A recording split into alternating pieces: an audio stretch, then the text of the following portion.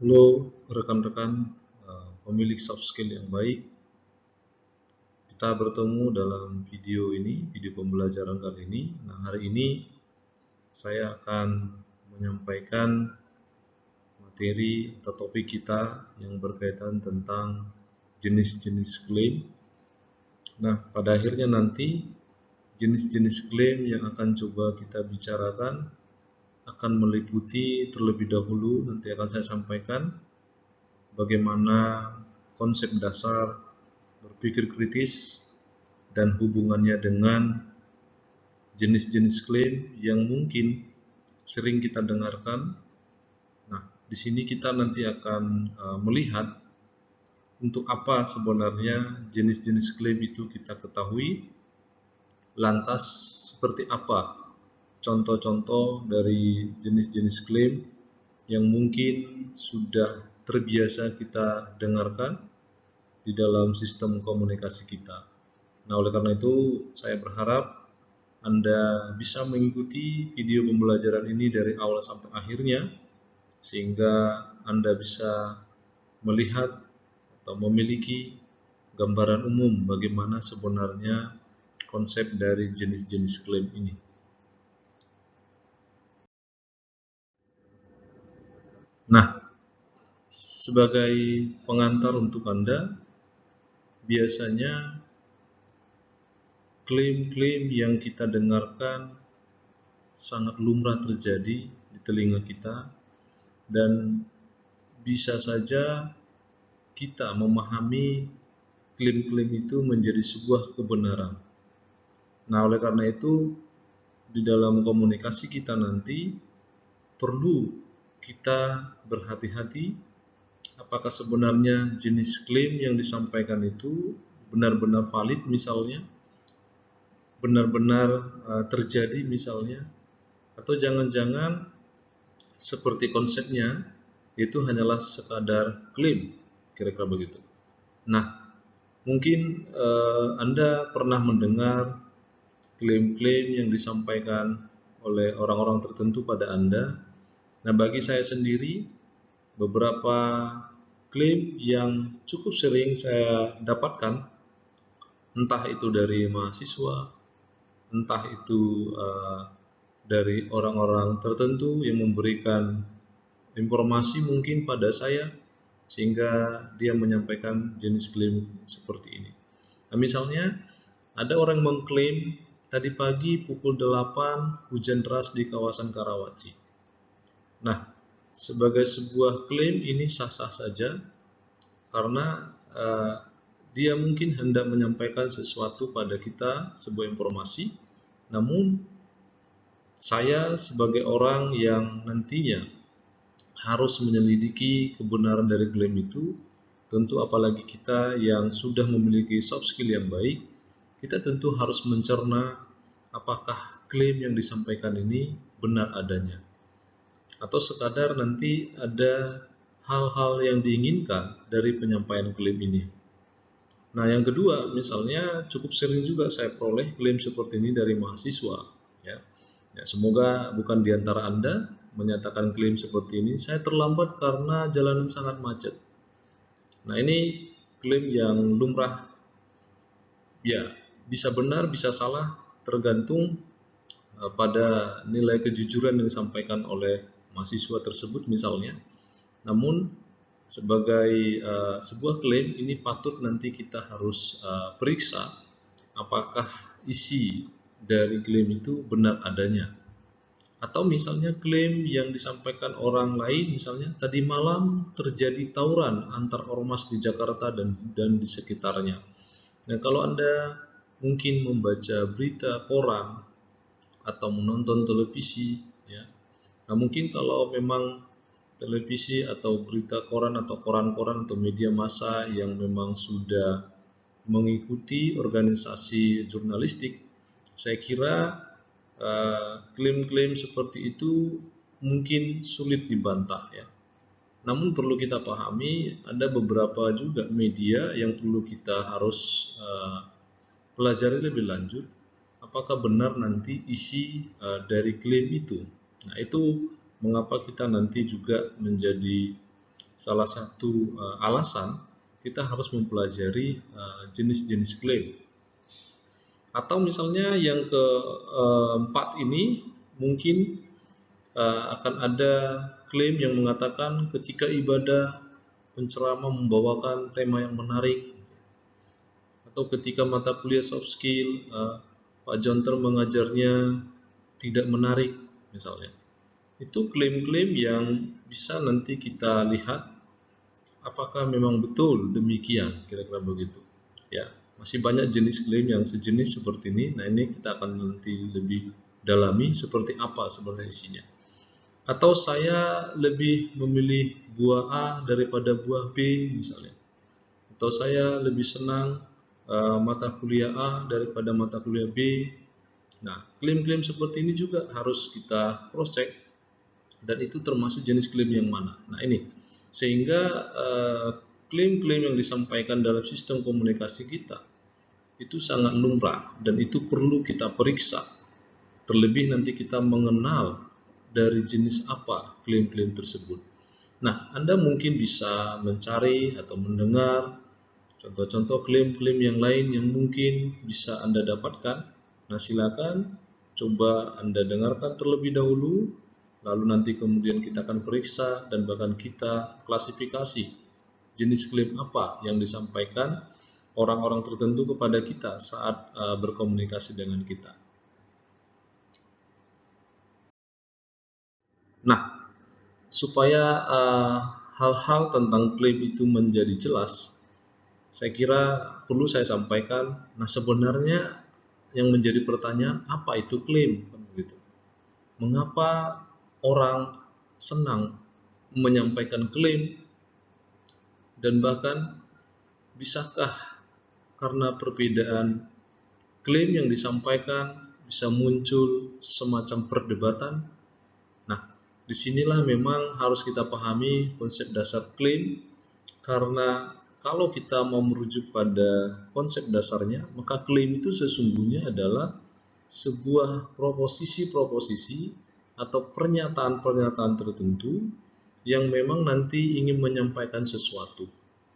Namun perlu diingat, syarat sebuah klaim adalah harus berupa kalimat informatif atau kalimat deklaratif.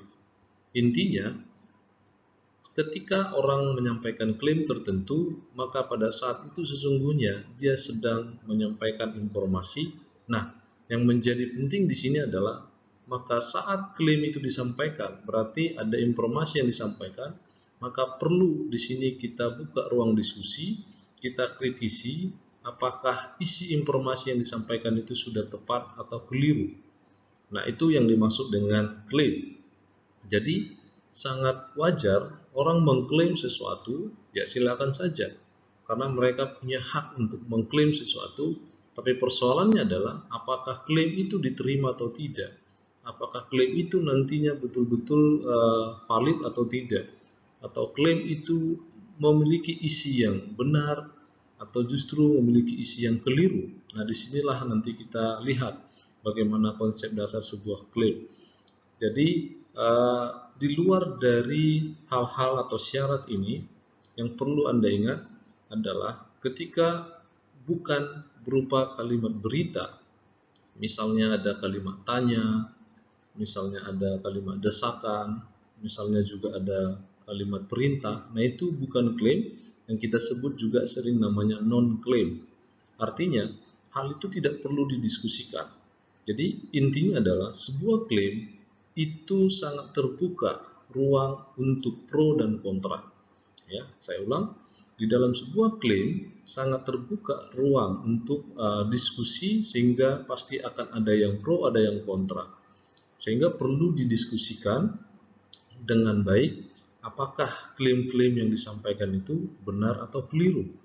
Nah, ketika nanti benar, maka keputusannya apa? Tentu nanti keputusannya mungkin kita akan menerima. Kalau itu keliru, kita akan menolak, kira-kira begitu. Nah, disitulah nanti dibutuhkan memang soft skill yang baik, termasuk dalam hal ini ranah yang kita bicarakan adalah bagaimana cara kita memikirkan atau berpikir kritis, mengkritisi klaim-klaim yang disampaikan orang lain, karena mungkin pada satu hari atau persekian menit atau 1 jam ke depan kita mungkin akan mendengar orang lain menyampaikan klaim-klaim tertentu, atau bahkan kita sendiri menyebutkan klaim-klaim itu pada orang lain, sehingga klaim-klaim disampaikan itu harapannya umumnya akan diterima oleh orang lain pula. Nah, disinilah perlu nanti kita menyadari klaim-klaim yang kita sampaikan seperti apa. Nah, lantas hubungannya dengan berpikir kritis seperti apa? Nah, tentu ketika berbicara klaim, kita harus mengerti terlebih dahulu konsep dasar berpikir kritis. Karena di sini berpikir kritis yang kita maksud tidak sekadar kita menerima begitu saja, karena kecenderungan orang, terlebih misalnya nanti Anda bertemu orang-orang yang memang secara status sosial atau derajat itu lebih tinggi dari kita, biasanya klaim yang disampaikan itu ya kita langsung setuju saja, ya. Nah, namun perlu diingat dalam berpikir kritis bukan berarti kita nanti akan mencari-cari kesalahan, bukan berarti kita mencari celah apakah klaim atau pernyataan yang disampaikan orang tertentu itu langsung salah, tidak.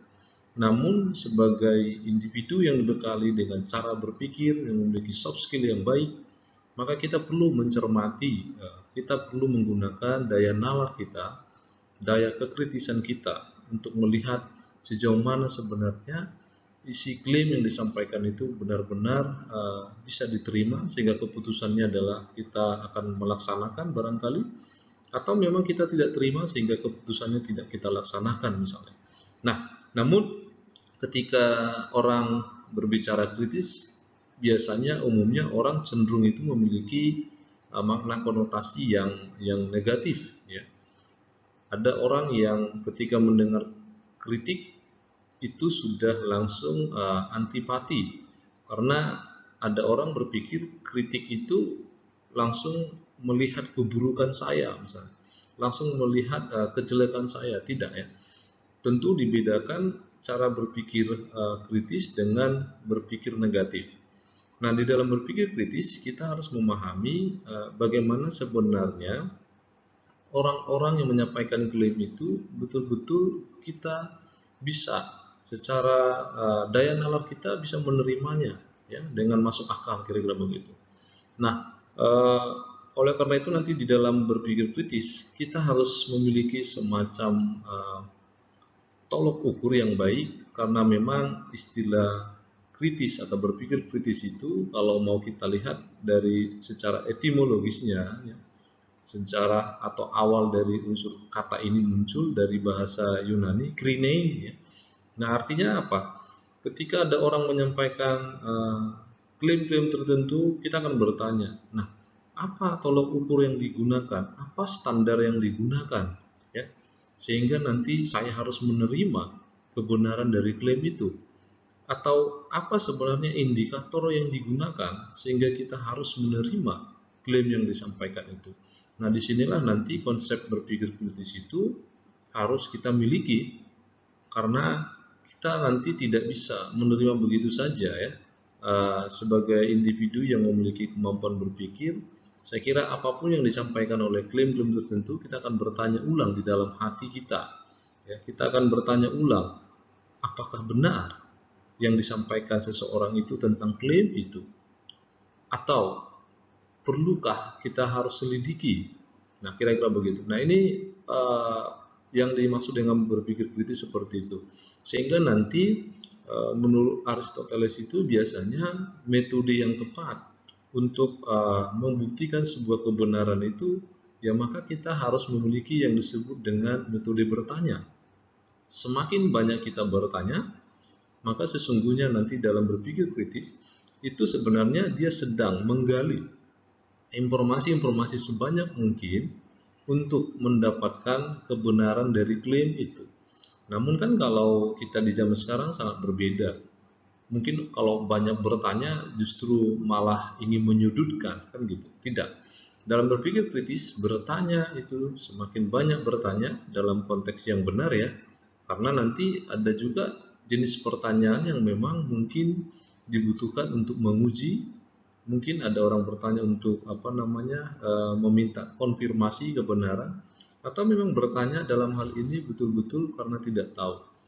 Nah, untuk konfirmasi dan untuk betul-betul tidak tahu jawaban, saya kira metode bertanya yang baik ya seperti itu. Namun dalam berpikir kritis, kalau ada orang bertanya untuk menguji, saya kira levelnya lebih tinggi lagi. Tapi perlu kita perhatikan lebih jauh, apakah betul pertanyaan itu ujung-ujungnya hanya sekadar menguji kita atau sedang menyudutkan kita. Nah, di sini perlu kehati-hatian ketika ada orang bertanya. Tapi saya kira wajar-wajar saja kalau ada orang bertanya, terlepas apakah motivasinya itu seperti hal-hal yang saya sampaikan, ya kita harus bisa ya memberikan jawaban-jawaban yang memang sesuai yang dibutuhkan. Nah, disinilah yang dimaksud dengan berpikir kritis itu, sehingga klaim-klaim yang nantinya ingin disampaikan atau kita dengarkan bisa kita uji kebenarannya. Kira-kira seperti itu. Nah, selanjutnya lantas sebenarnya pembagian dari klaim-klaim itu seperti apa? Dengan kata lain, jenis-jenis klaim itu apa saja, kira-kira begitu. Nah, pada perbincangan kita hari ini ada 3 jenis klaim yang coba nanti kita diskusikan lebih jauh, karena lewat mengenali klaim-klaim ini kita diharapkan mampu mengantisipasi atau menyelidiki kebenarannya, sehingga kita mengerti bahwa klaim yang disampaikan orang itu benar adanya atau valid misalnya, sehingga juga kita boleh menerimanya atau membuat sebuah keputusan yang benar tentang klaim-klaim itu. Nah, hari ini 3 klaim yang saya maksud itu kita akan melihat nanti ada jenis klaim faktual, atau sering juga ini dinamakan jenis klaim deskriptif ya, karena memang jenis klaim ini mendeskripsikan sesuatu sehingga kita sebut faktual. Ada juga jenis klaim nilai.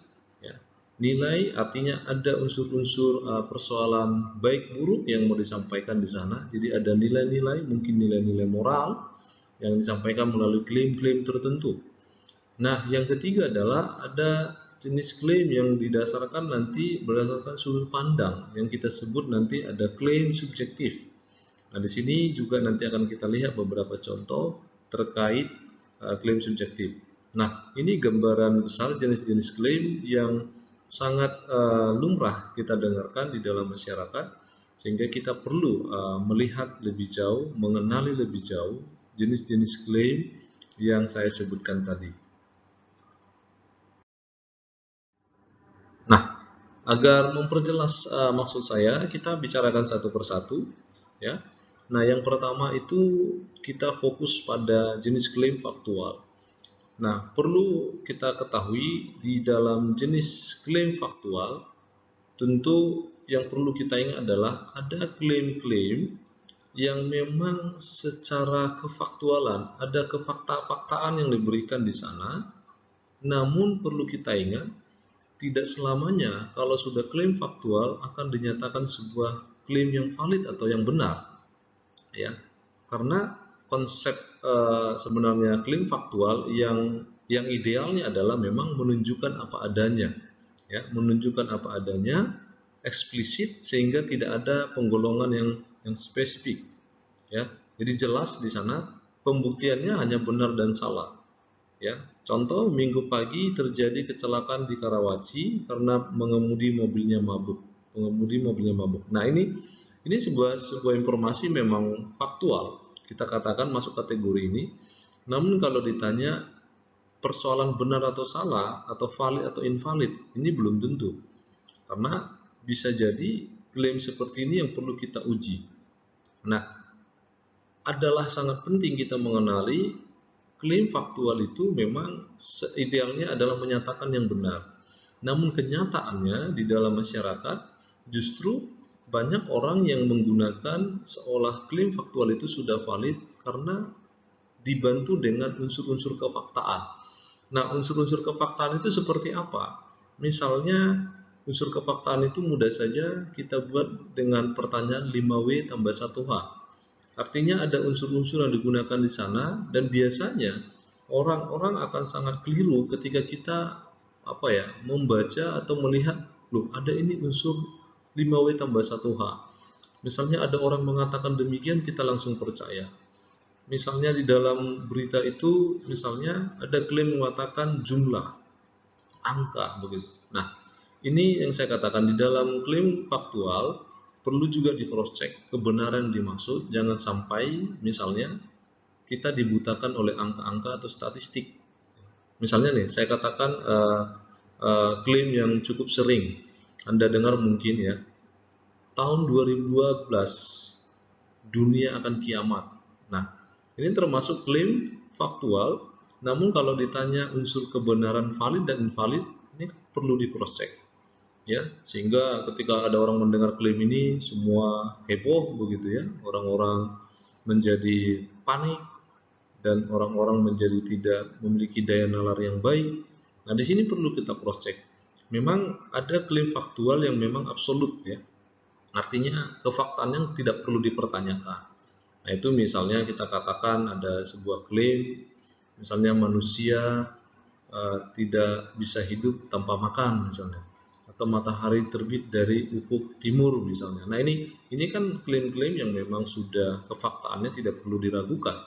Namun hati-hati di zaman sekarang, justru ketika kita mendengar klaim faktual yang memang di dalamnya memiliki unsur-unsur kefaktaan, biasanya kita cenderung langsung mempercayainya dan langsung saja setuju, sehingga kita mungkin melakukan keputusan-keputusan yang keliru akhirnya.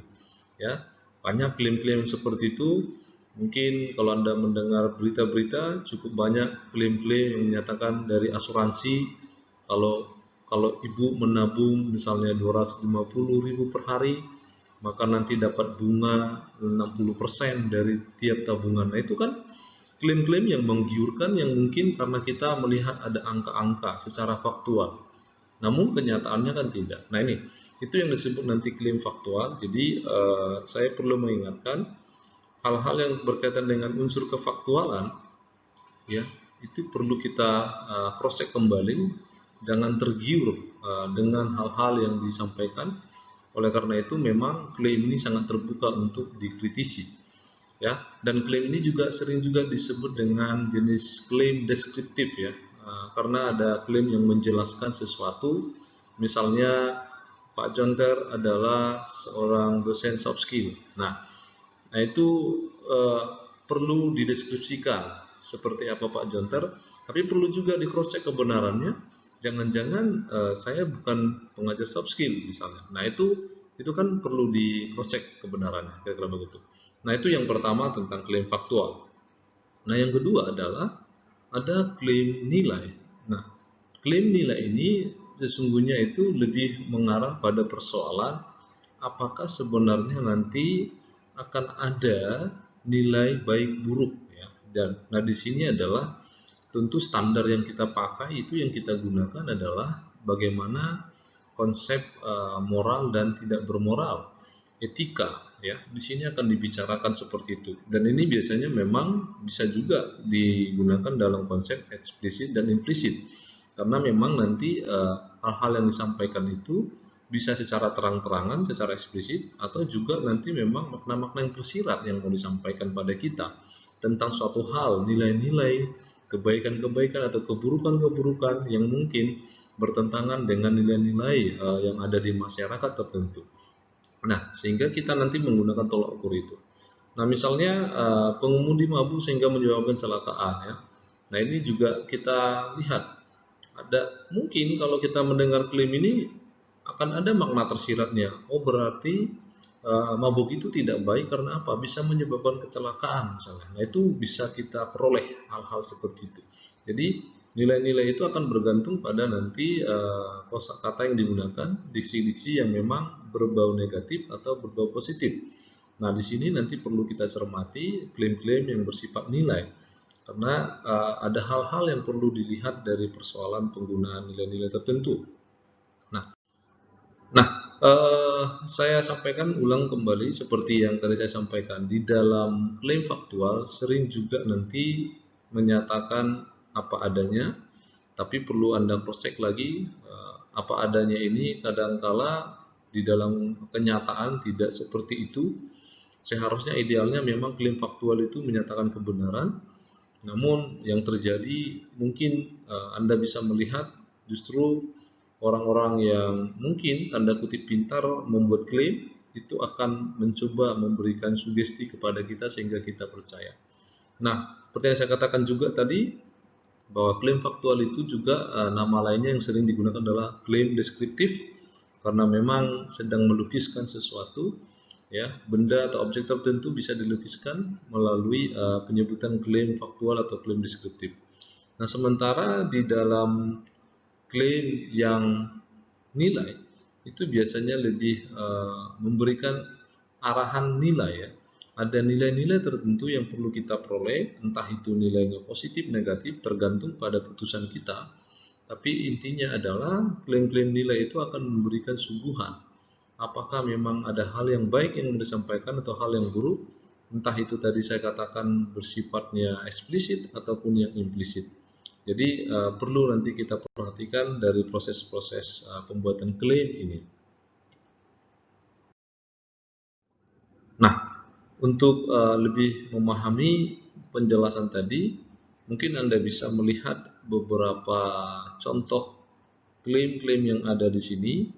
Nah, di sini juga bisa Anda mungkin mengklasifikasikan mana sebenarnya klaim-klaim yang disebut klaim faktual atau klaim deskriptif tadi, dan mana yang termasuk klaim nilai atau memang ada hal-hal persoalan baik buruk yang mau disampaikan.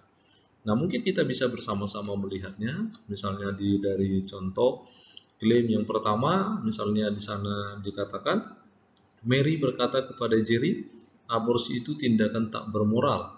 Nah, saya kira kalau sudah masuk di sini, saya kira Anda bisa langsung jawab bahwa ini adalah klaim nilai, ya, karena memang lebih arahnya informasi yang disampaikan itu persoalan berarti aborsi itu memang tidak baik, ya. Ada pesan yang mau disampaikan, ada nilai yang mau disampaikan oleh Mary kepada Jerry, dan bahkan kepada kita yang membaca klaim ini, saya kira kita punya pesan yang berkaitan dengan hal yang positif dan negatif, ya. Nah, yang kedua, kita lihat ada klaim ilmuwan adalah seorang yang wawasannya lebih berkualifikasi daripada politikus. Nah, ini boleh kita sampaikan nanti untuk hal ini klaim deskriptif, ya, melukiskan seorang ilmuwan. Tapi persoalan valid atau tidak valid kan perlu kita pertanyakan. Apakah benar bahwa seorang ilmuwan itu wawasannya lebih berkualifikasi daripada politikus? Yang menjadi pertanyaan, apakah tidak ada politikus juga yang ilmuwan? Atau sebaliknya, apakah ilmuwan itu akhirnya menjadi politikus? Nah, ini kan perlu nanti kita cross check kebenaran. Tapi sebatas dia sebuah klaim faktual atau klaim deskriptif, yaitu sah-sah saja, wajar saja kita menyatakan bahwa ilmuwan itu adalah seorang yang wawasannya lebih berkualifikasi daripada politikus. Nah, itu bisa saja kita sampaikan demikian. Nah, kita lanjut untuk contoh yang ketiga, ada klaim yang mengatakan para ahli fisika menolak pembuatan senjata biologis. Saya kira kalau Anda memahami isinya, tidak perlu secara implisit, eksplisit saja kita sudah tahu bahwa ini klaim nilai, karena ada persoalan menolak. Nah, menolak itu biasanya sudah ada unsur yang disampaikan di sana hal-hal yang negatif, ya. Yang keempat, misalnya ada klaim negara-negara Asia menolak pengembangan senjata nuklir, sama juga, ya, bahwa ada unsur atau diksi atau kata yang disampaikan di sana kata menolak. Nah, ini berarti sangat berbahaya dong senjata nuklir. Tentu begitu cara berpikirnya. Nah, yang kelima, ada ilmuwan adalah seorang yang berhasil melakukan penemuan terbaru yang bermanfaat bagi masyarakat. Nah, saya kira ini kita boleh golongkan menjadi klaim yang deskriptif, ya, melukiskan bahwa bagaimana seorang ilmuwan itu bisa berhasil melakukan penemuan terbaru yang bermanfaat bagi masyarakat. Nah, itu sebenarnya mendeskripsikan, walaupun nanti Anda kan Pak ada kata bermanfaat, ya, tetapi sebenarnya hal yang mau disampaikan informasinya adalah sedang menggambarkan atau melukiskan seorang ilmuwan. Bagaimana seorang ilmuwan itu, ya, harus seseorang berhasil melakukan penemuan, kira-kira begitu. Nah, kita lanjut pada klaim yang keenam.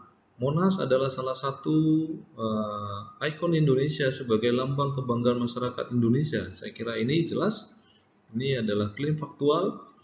Nah, ini kalaupun orang-orang tidak mengetahui Monas itu seperti apa, nah saya kira kalau kita orang Indonesia pasti sudah tahu kebenarannya. Ini termasuk klaim valid, tapi bagi orang yang belum tahu Monas itu seperti apa, ya mereka harus selidiki dulu ya.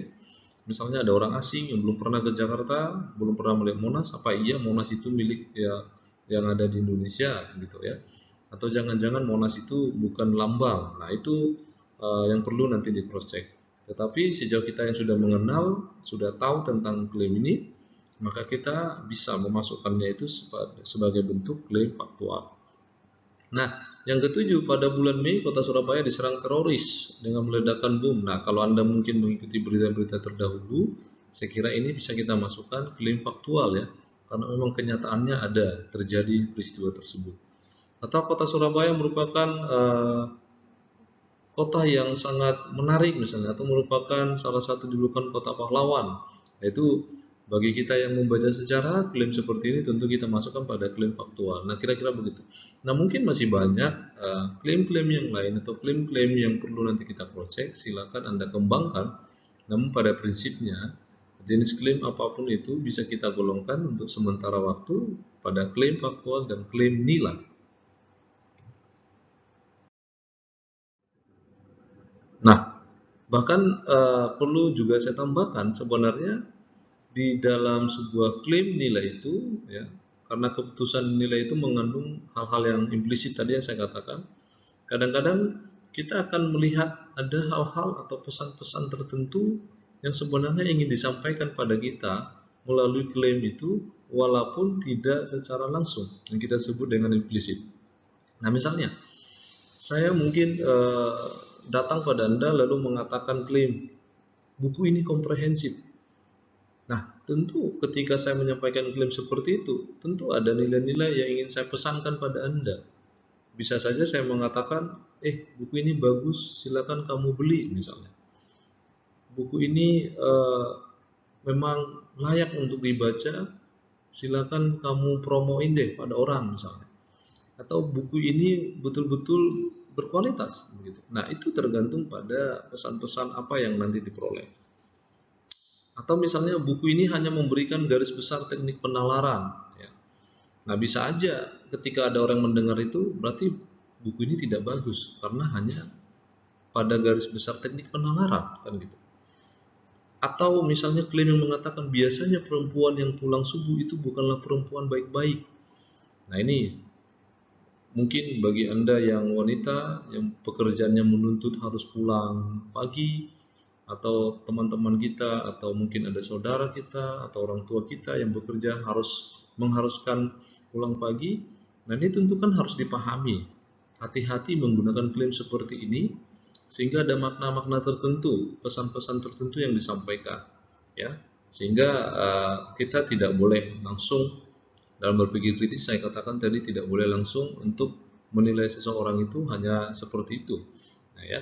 Jadi perlu kehati-hatian dan ada makna-makna tersirat yang mau disampaikan seperti ini. Bisa saja mengatakan bahwa memang perempuan yang pulang subuh itu ya bisa aja fakta tidak baik, atau memang perempuan yang tidak baik itu yang dimaksud itu seperti apa, atau jangan-jangan ke hal-hal yang lain yang mau disampaikan. Nah, ini perlu dicermati sehingga saya katakan tadi ketika ada klaim-klaim tertentu ada nilai-nilai implisit yang juga disampaikan pada kita. Misalnya angin malam itu membawa banyak penyakit. Nah, bisa saja pesannya makanya jangan begadang misalnya. Nah, ini beberapa hal-hal yang bisa nanti kita dalami dari sebuah klaim. Jadi tolong diperhatikan bahwa klaim-klaim tertentu apakah ada makna-makna yang tersirat atau makna-makna yang tersurat yang secara langsung disampaikan pada kita. Kira-kira begitu. Nah, kita lanjut pada persoalan apa yang kita sebut dengan klaim subjektif dan klaim non-subjektif. Nah, di dalam klaim seperti ini, sesungguhnya kalau dikatakan klaim subjektif, itu lebih mengarah pada bahwa kebenaran yang saya lihat itu menggunakan standar dan cara pandang saya pribadi gitu. Artinya saya menggunakan kacamata cara pandang saya itu ya untuk saya. Saya tidak peduli pada kebenaran yang disampaikan orang lain. Ya, apa yang saya lihat secara benar melalui kasat mata, menurut pemikiran saya itu benar. Nah, itu biasanya klaim subjektif. Artinya tidak tergantung pada kesepakatan-kesepakatan masyarakat yang menemukan standar apa yang benar. Nah, di sini yang perlu nanti kita lihat bahwa klaim subjektif itu sangat-sangat subur ya. Dalam arti kata bahwa setiap manusia pasti memiliki subjektivitas. Kita tidak bisa menghindari subjektivitas masing-masing. Nah, disinilah nanti kita sangat perlu berpikir kritis karena dengan adanya subjektivitas orang lain, nah lantas yang mana yang benar? Nah, tentu perlu nanti kita arahkan supaya tidak melulu pada kebenaran pribadi saya, apalagi misalnya kita itu memaksakan kebenaran menurut persepsi kita sendiri. Padahal mungkin kebenaran yang lebih luas dan banyak dibicarakan orang sudah ada buktinya, kira-kira begitu.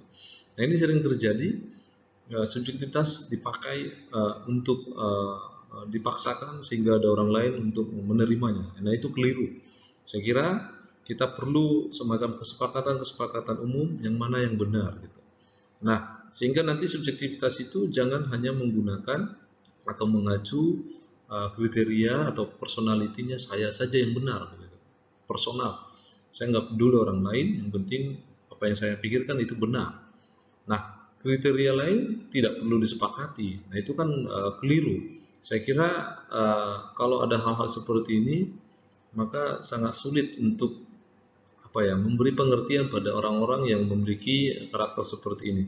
Namun perlu diingat, sebagai sebuah klaim sah-sah saja orang memberikan klaim subjektifnya. Persoalannya adalah tergantung pada kita mau menerimanya atau tidak. Nah, itu persoalannya. Dan kalau mau menerimanya, tentu kita akan mendalami mengapa dia mengatakan subjektivitas demikian, atau mengapa pula dia yakin dengan prinsip dan pribadinya dia. Nah, di sini juga kita harus memiliki soft skill yang baik karena kita tidak bisa memaksakan. Subjektivitas itu selalu ada dan kita hanya memberikan pengertian. Kalau memang tidak, ya sudah, berarti subjektivitasnya yang diutamakannya. Namun di dalam sistem komunikasi kita, apalagi dalam sebuah tim kerja, apalagi dalam sebuah proyek tertentu, kan tidak bisa kita memaksakan hanya subjektivitas. Sehingga kita perlu yang bersifat non-subjektivitas, yang membutuhkan kesepakatan standar yang digunakan, sehingga kriterianya itu adalah bukan saya tetapi kita. Ya, kita ini artinya ada orang-orang yang memang menyepakati. Ya, jadi tidak menggunakan atau mengacu personality ya. Nah, kriterianya dia disepakati. Ya, apa seperti yang benar menurut kita? Mungkin di dalam tim kerja Anda, apa yang benar, kesepakatannya apa? Ya, dalam arti kata kita ini dalam musyawarah demokratis. Silakan dulu disampaikan mungkin subjektifnya, namun ketika sudah masuk pada keputusan yang harus disepakati, nah kita sudah masuk pada ranah klaim yang non subjektif karena memang kesepakatannya sudah dilakukan atas kerjasama yang baik, kira-kira begitu. Nah, supaya nanti kita bisa mengenali bagaimana sebenarnya ranah dari subjektif dan non subjektif, sesungguhnya nanti seperti yang saya katakan tadi, kita akan mengacu pada kriterianya apa, tolok ukur yang digunakan apa, standarnya apa. Kalau ada orang mengatakan klaimnya subjektif, nah apa tolok ukurnya? Kriteria Anda mengatakan demikian apa? Coba didengarkan dulu, kan gitu. Lalu kita akan coba melakukan konsep berpikir kritis. Kita akan mencari apa alasan-alasan sehingga ia mengatakan begitu gitu ya. Baru kita evaluasi, lalu kita problem solving, kita menemukan dulu apa sebenarnya jawaban-jawabannya, apa sebenarnya solusi-solusinya yang perlu kita cari tahu. Lalu kita ambil sebuah keputusan, setuju atau tidak gitu ya.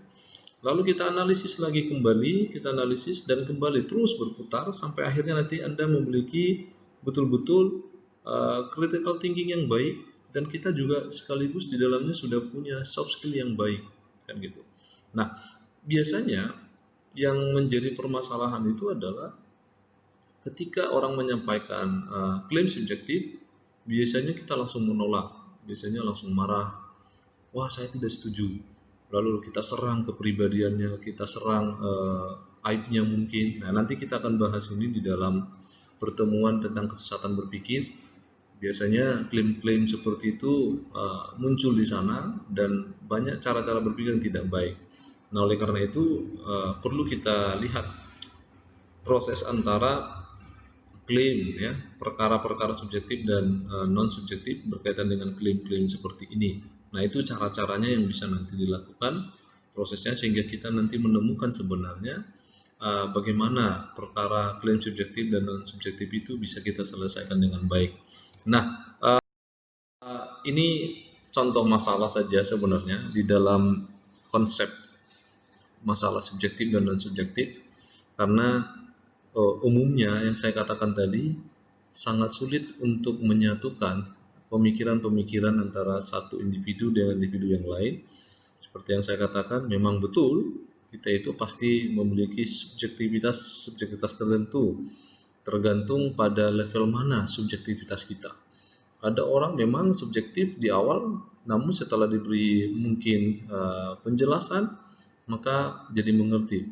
Namun ada orang yang memang pada dasarnya ingin menang sendiri sehingga subjektivitasnya sangat tinggi, maka kalau tidak seperti yang saya pikirkan itu tidak benar. Nah, di sini perlu nanti kita lihat beberapa kasus-kasus atau peristiwa yang berkaitan dengan itu sehingga nanti tidak terjadi kesalahpahaman di antara kita yang menyampaikan ide, terlebih misalnya kalau kita itu masuk pada ranah bahwa kita itu mungkin satu tim, kerjasama atau ada proyek tertentu. Nah, di sini nanti kita perlu berhati-hati untuk menggunakan saat kapan sebenarnya persoalan subjektif dan non subjektif itu kita harus akhiri, sehingga nanti dibutuhkan memang di sini soft skill yang baik.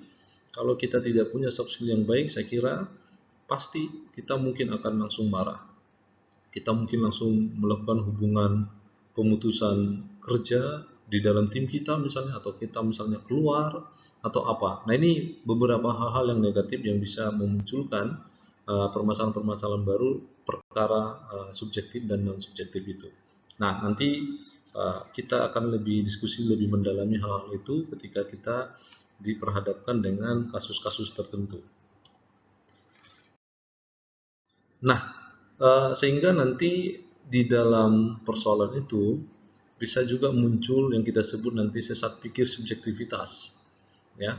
Artinya karena terlalu memaksakan subjektivitasnya, nah maka nanti akan terjadi kekeliruan berpikir, ya. Karena memang klaim yang disampaikan itu betul-betul dipaksakan dan dia merasa benar begitu, ya. Nah, itu yang menjadi persoalan ketika nanti dicampur adukan antara klaim yang objektif, dalam arti kata itu sudah ada kriteria kebenarnya, namun diklaim menjadi subjektif. Nah, ini sering juga saya jumpai misalnya, ya, di dalam proses penilaian.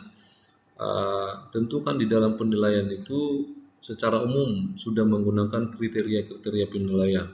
Artinya pasti ada indikator-indikator apa yang dinilai, ada kriterianya, ada rubriknya misalnya.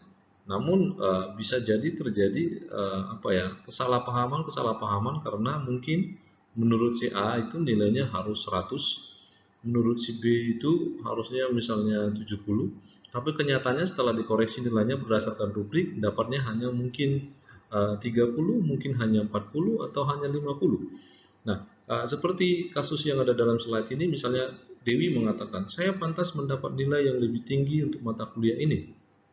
Nah, lalu profesornya mengatakan, tidak, kamu keliru, ini catatan hasil ujian papermu. Nah, artinya apa? Tentu kan di sini sudah dinilai, sudah memiliki kriteria, apalagi ini sudah bicara karya ilmiah. Saya kira profesornya tidak keliru. Namun, perlu dicek juga memang kebenarannya, apakah penilaiannya sudah sesuai dengan kriteria yang digunakan. Nah, sehingga Dewi tidak boleh mengatakan itu kan pendapat Bapak. Nah, kalau saling mempertahankan pendapatnya, nah itu kan menjadi sebuah permasalahan karena ada kesalahpahaman. Sehingga kita tidak boleh mencampurkan antara subjektivitas kita dengan hal-hal yang bersifat nanti objektif, apalagi yang kita maksud non subjektif itu atau objektif itu sudah memiliki kriteria yang digunakan sebagai sebuah penilaian misalnya. Nah, ini perlu hati-hati. Oleh karena itu sebenarnya di setiap jurusan atau mata kuliah atau prodi ataupun bidang pekerjaan itu, atau misalnya di bidang hal-hal yang lain, selalu akan ada standar yang digunakan, entah itu SOP-nya, entah itu misalnya bicara obat berarti ada standar pembuatan obat yang higienis, standar makanan yang memang higienis, ya, standar tempat duduk yang memang sehat, gitu ya. Ada beberapa itu. Nah, standar itu yang perlu nanti kita gunakan, sehingga nanti persoalan subjektivitas tidak menjadi sesat pikir. Nah, saya kira demikian penjelasan saya di dalam topik kita hari ini, pertemuan ini. Mungkin barangkali akan banyak pertanyaan-pertanyaan yang muncul di dalam benak Anda setelah mendengarkan video ini. Nah, saya sangat terbuka, mari kita boleh diskusi, terlebih nanti di dalam pengembangan pemahaman Anda, sehingga nanti kita lebih memahami bagaimana konsep berpikir kritis itu ketika kita bertemu dengan klaim-klaim yang mungkin banyak disampaikan orang lain pada kita, sehingga kita tidak langsung percaya begitu saja. Demikian video pembelajaran ini, semoga Anda mendapatkan informasi terbaru atau mendalami atau memperoleh kedalaman informasi, sehingga Anda lebih mengenal dan lebih berhati-hati ketika ada orang memberikan klaim. Kita lebih mawas diri, menyelidiki, dan tidak langsung percaya apakah klaim itu adalah sebuah klaim yang valid. Terlebih kita mengenalinya, apakah klaim itu termasuk klaim faktual, termasuk klaim nilai, dan termasuk juga bagian klaim subjektivitas. Ya, sampai bertemu pada video-video pembelajaran berikutnya. Terima kasih.